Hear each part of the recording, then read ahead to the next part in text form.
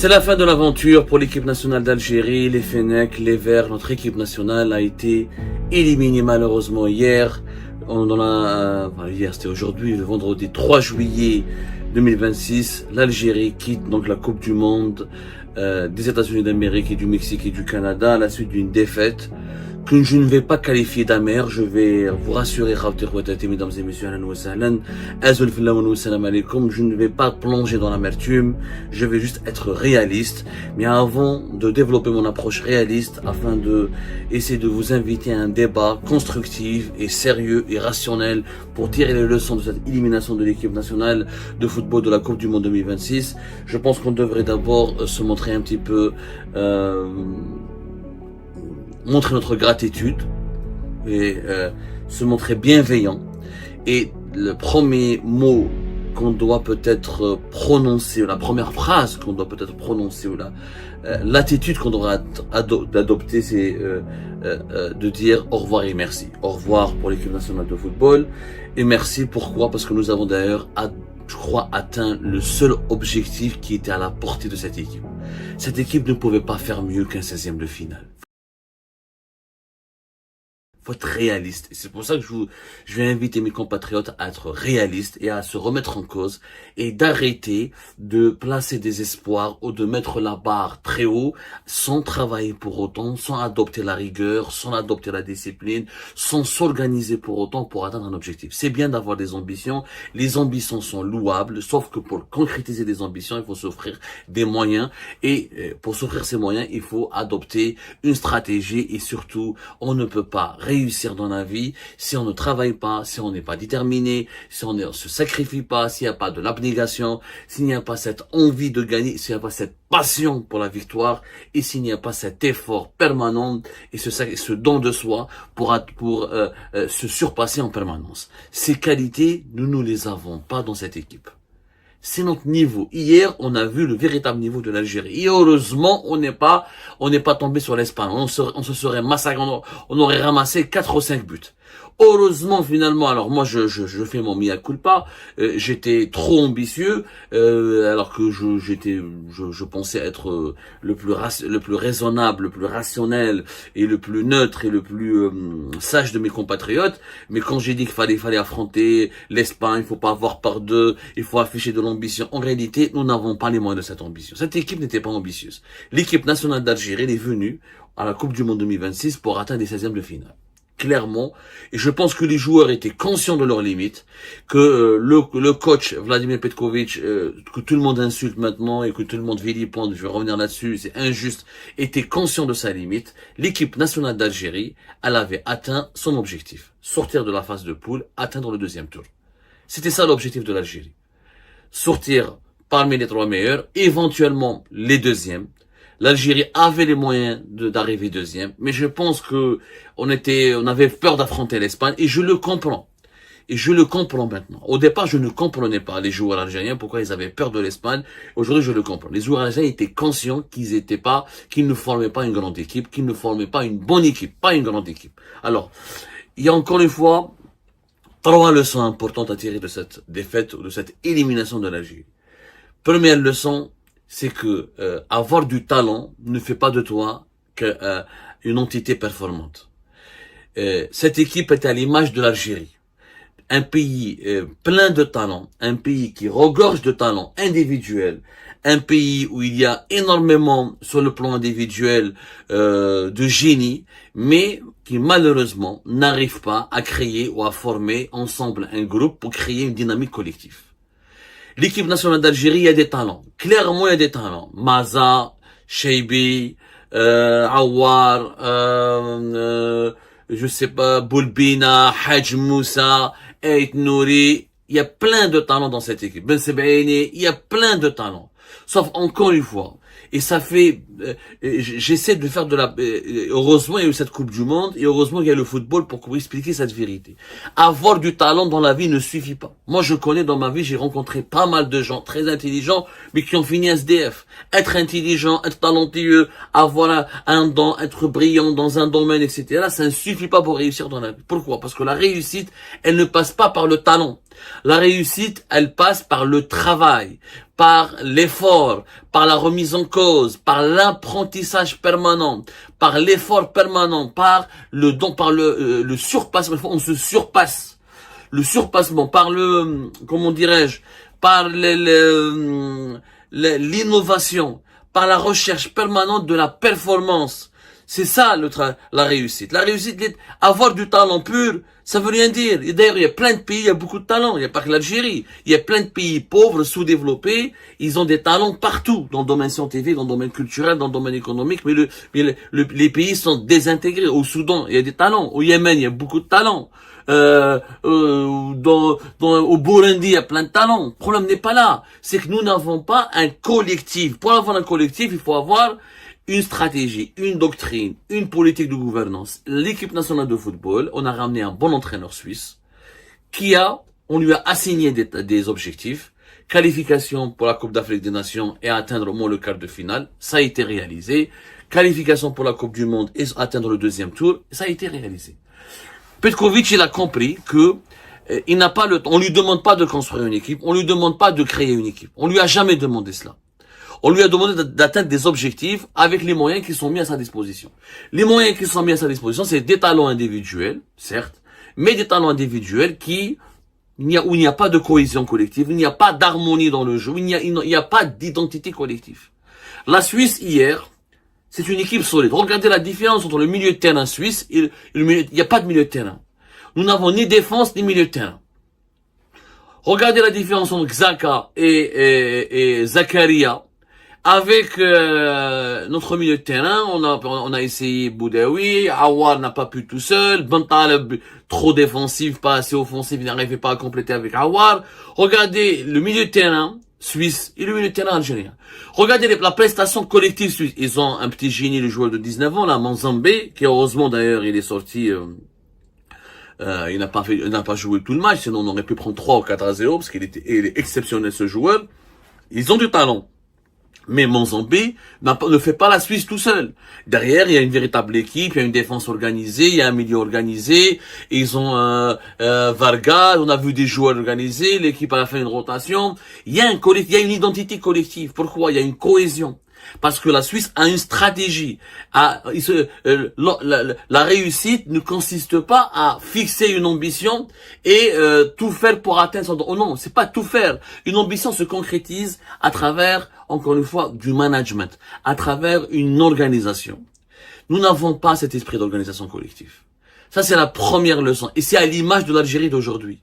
C'est à l'image de l'Algérie je dirais l'Algérie de l'époque de Tebboune.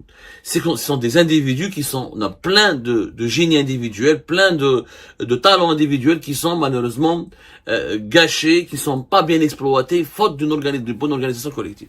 C'est à l'image de l'Algérie d'aujourd'hui. Troisième problème, c'est que cette équipe, quand même, elle est en train de vivre une transition générationnelle. On a vu les Mahrez, les Mondi, etc., une ancienne génération, face à la nouvelle génération, les Haj Moussa, les Maza, etc.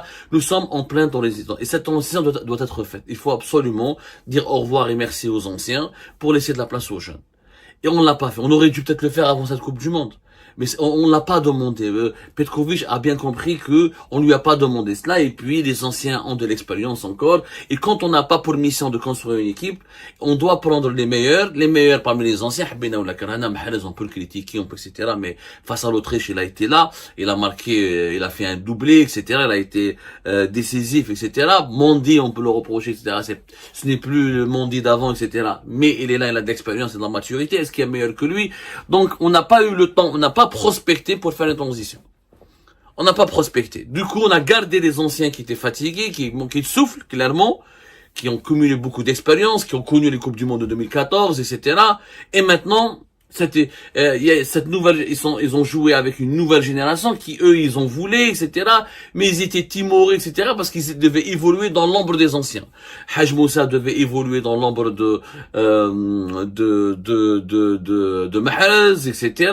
Maza n'arrivait pas à trouver sa place. Est-ce qu'il est en milieu offensif? Est-ce qu'il est attaquant, etc.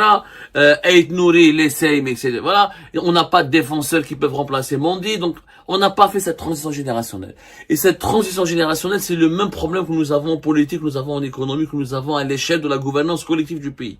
C'est que nous avons toujours des anciens qui monopolisent, qui sont là, on compte toujours sur les anciens, sur des vieilles personnalités dans tous les domaines, et on a du mal à organiser leur succession, ou à organiser leur départ, pour permettre à des jeunes, ou à des moins jeunes, de les remplacer. Et on ne sait pas transmettre le flambeau dans notre pays. On a du mal.